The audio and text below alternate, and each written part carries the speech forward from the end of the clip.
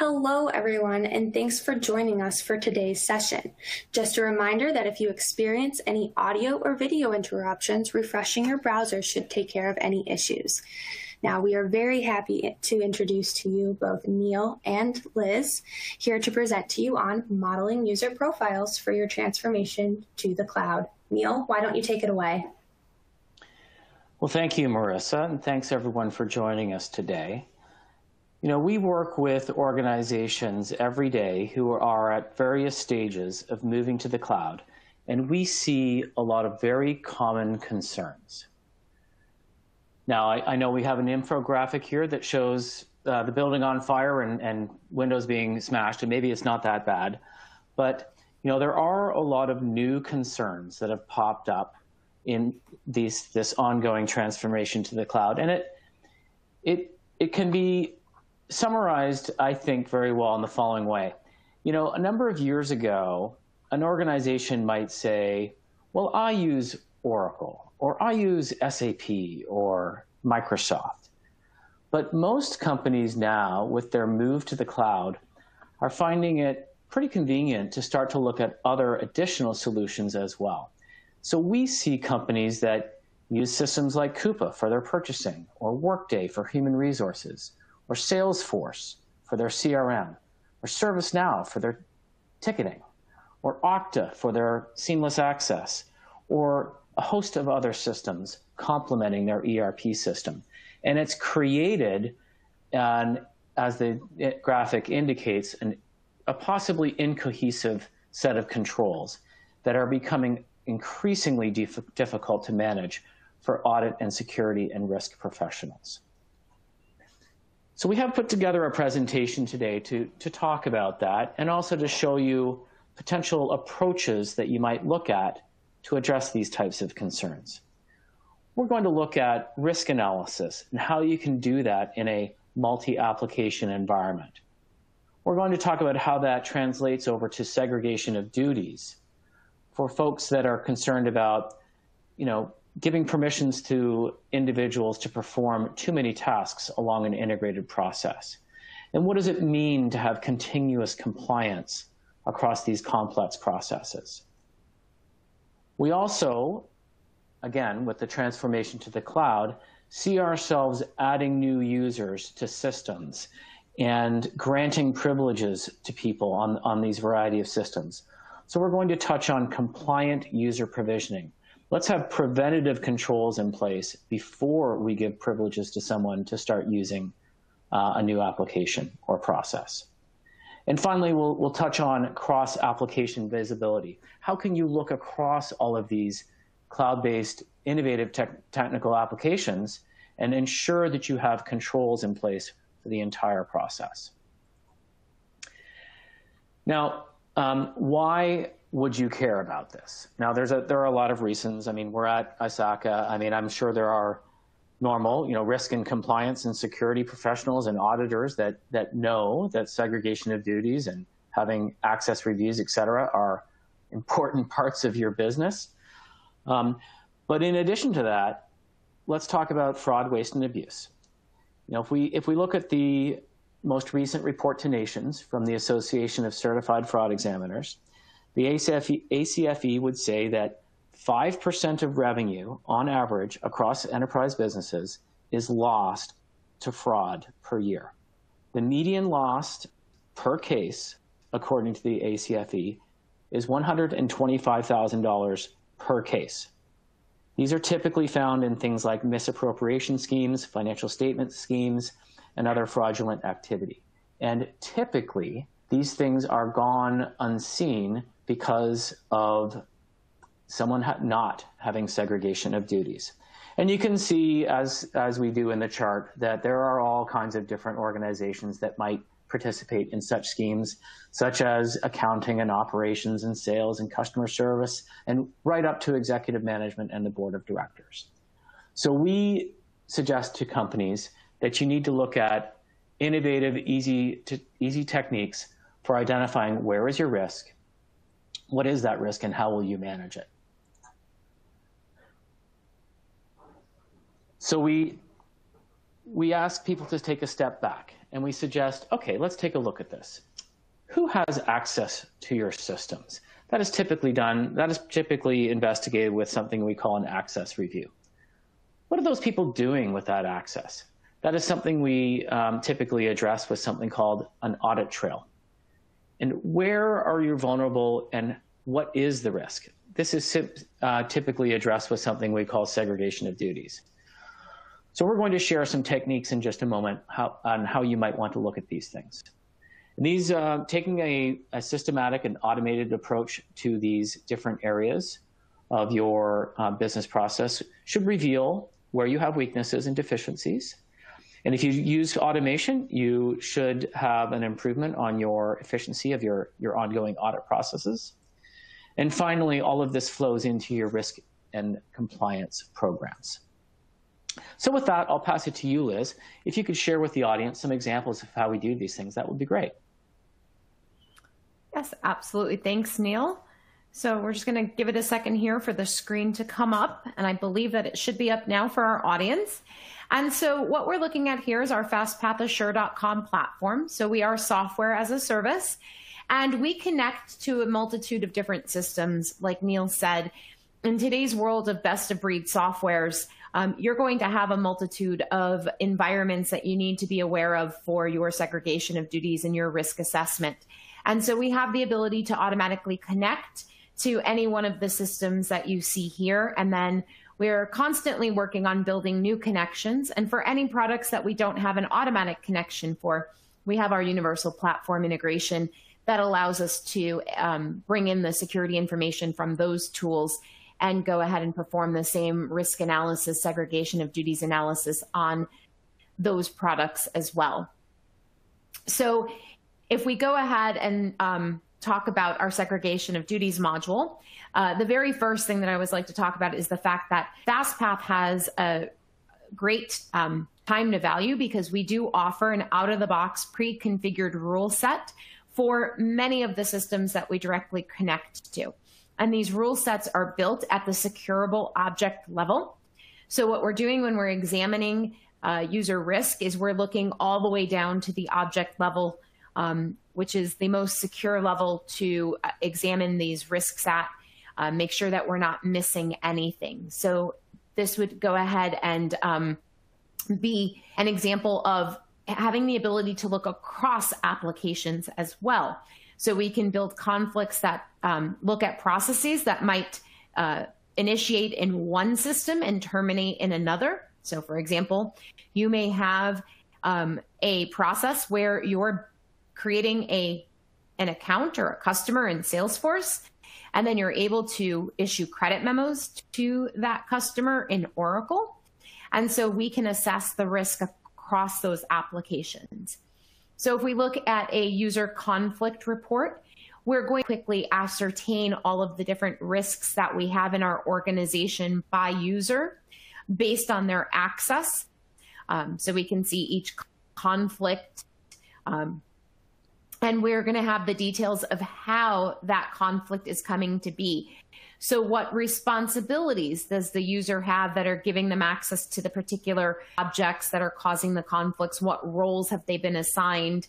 What permission sets or user groups are they in? And that information is extremely beneficial as you're going through and mitigating these risks, maybe trying to determine where security needs to be changed in order to no longer have that risk. But really, at the end of the day, auditors are not looking for a zero conflict environment.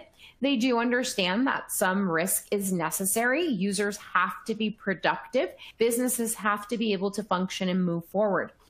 And so what Fastpath also gives the ability to do is document the controls that you have in place to mitigate this risk, where that risk is appropriate for that user and their obligations to the organization. So not only are we going to identify the risks, but we're going to give you a platform to document your risk controls and mitigations. And then as an example of that cross-platform or cross-application risk reporting, I can see that I do have one user that has access across both Salesforce and Oracle to be able to create those customers and issue those credit memos. So again, having that cross-application visibility and functionality, being able to report across those products, really gives you an easy platform to kind of look at your organizational risk rather than just a single product risk. In addition to being able to run conflicts at a user level, we can also do it at a responsibility or a role level, permission set. Whatever product you're using, there might be a different term for how they group or aggregate access together and how it's delivered to a user, but we're going to be able to look at that level as well. And that can help do some cleanup for your security structure.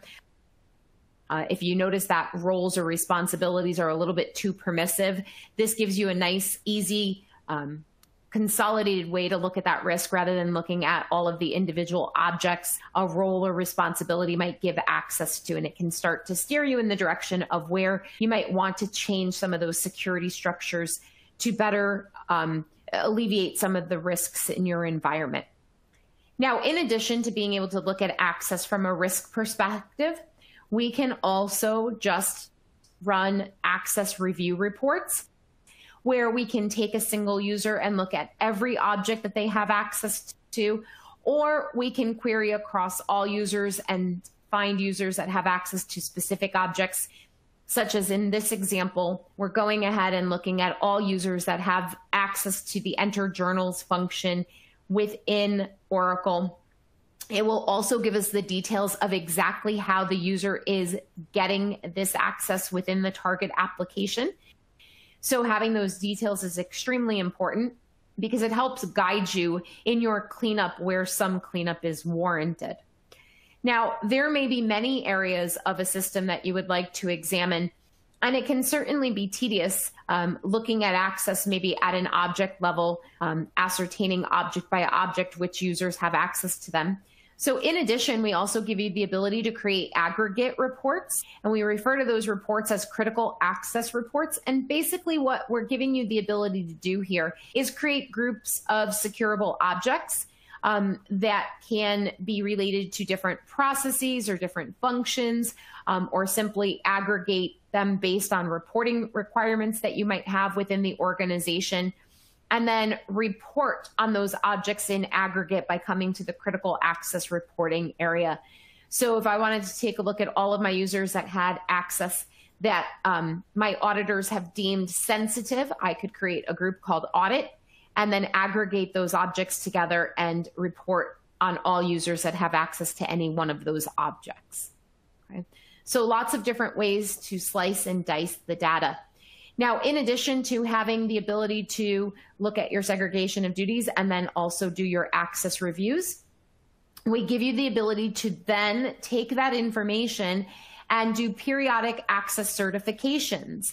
So we have 5 different user review types, and then we have a role content review available, where you can review what the actual roles or responsibilities or permission sets give access to make sure that they haven't been changed inappropriately, that they don't give access to things that they shouldn't. The first 5 review types are all based on user access. So if we'd like to review a specific responsibility and see, what users have been assigned that responsibility, we can certainly do that and set who should be responsible for doing these reviews. We also have the concept of supervisor reviews. So for each of your users within the target system, you can indicate who their supervisors are, and you can choose which objects you want those supervisors to review on behalf of their direct reports. Now, each of these review types can have its own separate cadence. These reviews can be done monthly, quarterly, semi-annually, or annually. And this is fantastic because what we see quite often in organizations is that a lot of this is a very manual process where members of the organization, generally IT, are tasked with exporting security information out of the target system and then disseminating it to a set of reviewers, usually via email. And once that email has been sent, you really lose visibility into whether or not the reviewers are actually completing their reviews. You're required to follow up with them manually to remind them that they have a review outstanding, etc.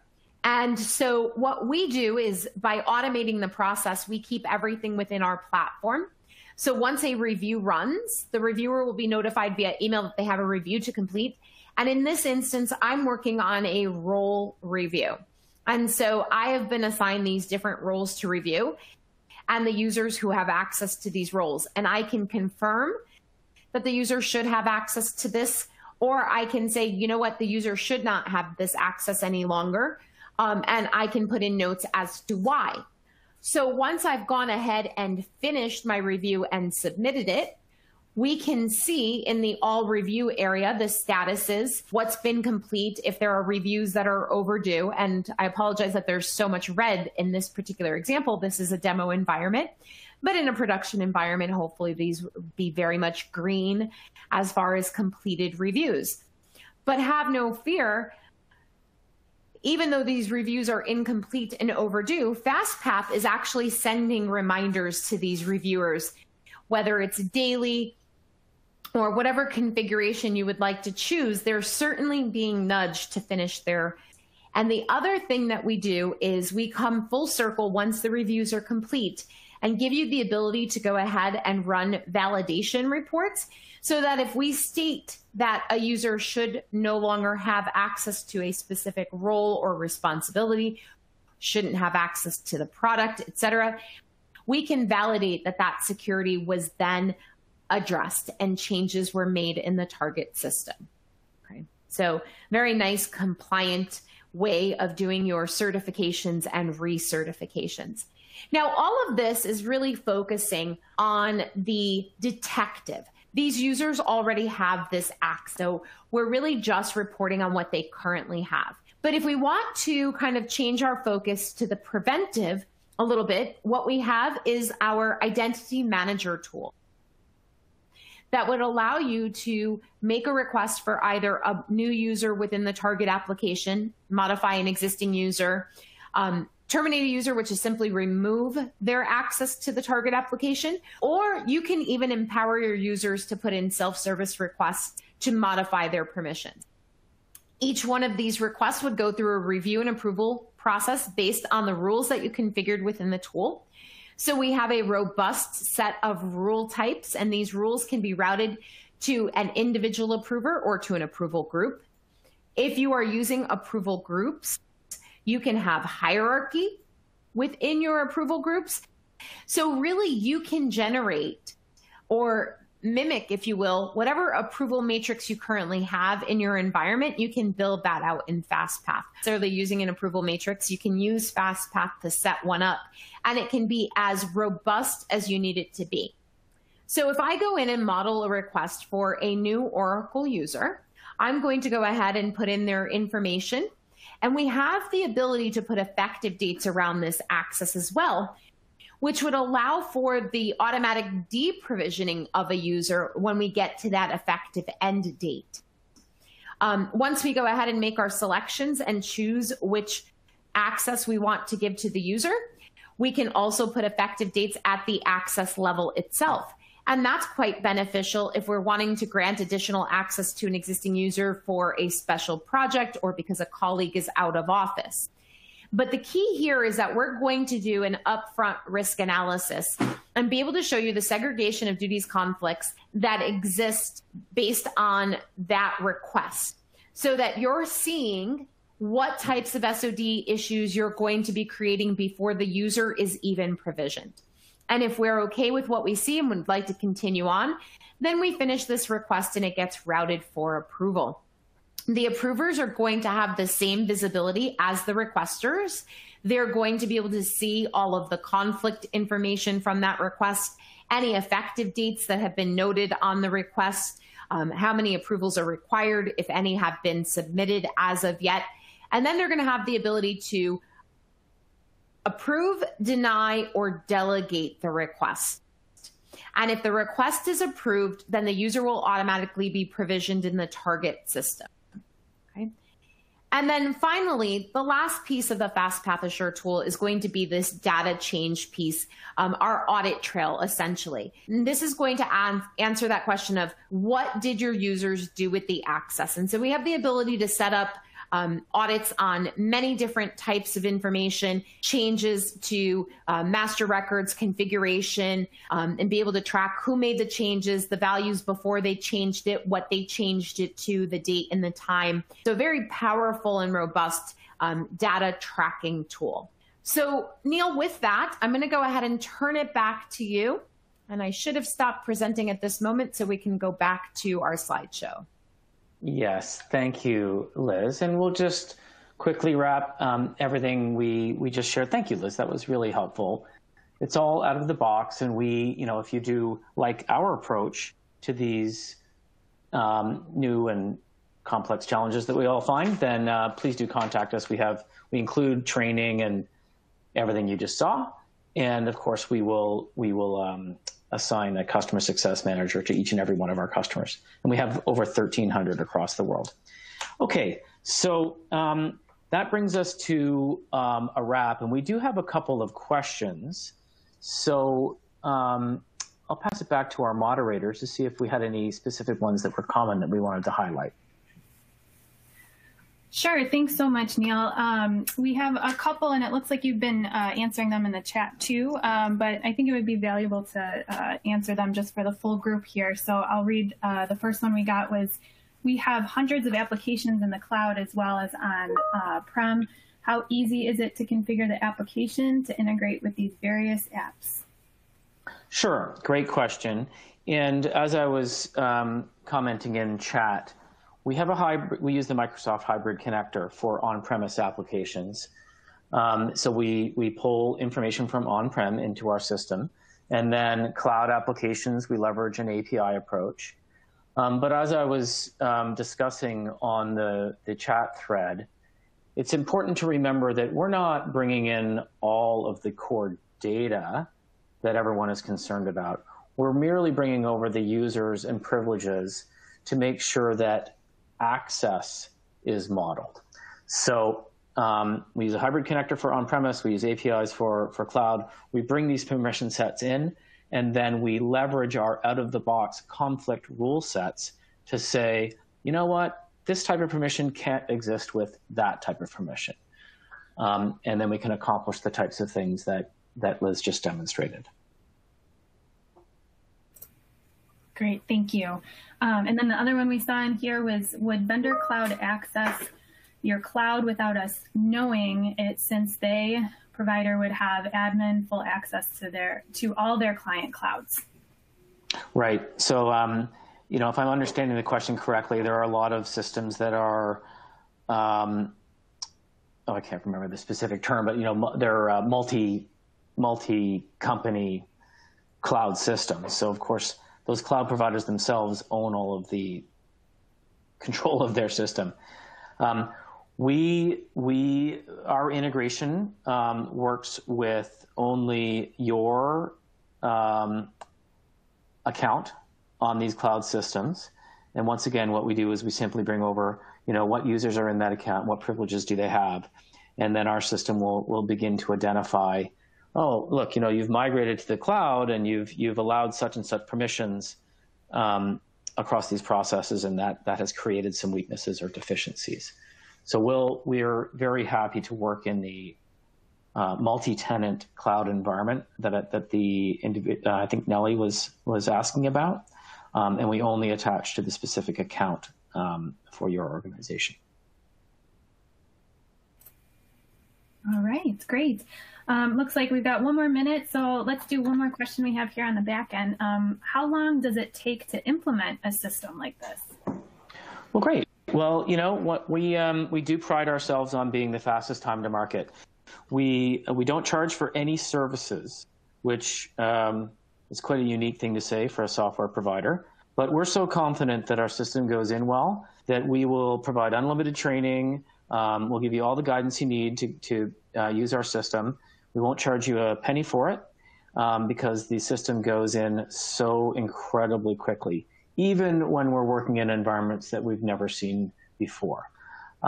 So, could be a day, could be a couple of weeks, but it's not one of these traditional multi-month implementations. It's days. And we'll foot the cost of any training that's required, because we know that if we do that right, you'll be a happy customer, and quite frankly, it helps all of us. That's awesome. So Liz, Neil, did you have any closing remarks before I close us out here? Well, I did. I want to thank you all for joining us. I began the presentation with a scary diagram of an organization with all kinds of issues. We shared, that there are real monetary risks and, of course, compliance risks to not having preventative and detective controls in place. We do appreciate you taking the time to visit our demonstration so you can see how we do it. But regardless of your choice, we hope you embrace automation, because in this new world of migrating to the cloud, it's important to have an automation system in place. So we hope that you thought that was valuable. Thank you. Thank you, Liz and Neil, for being a part of this. Thank you, Fastpath, for being a part of our product showcase and the ISACA conference. And we hope you all enjoyed the session. Please remember to complete the session survey today using the pink clipboard icon at the bottom of your screen. And have a great day. Enjoy the rest of the conference. Thank you.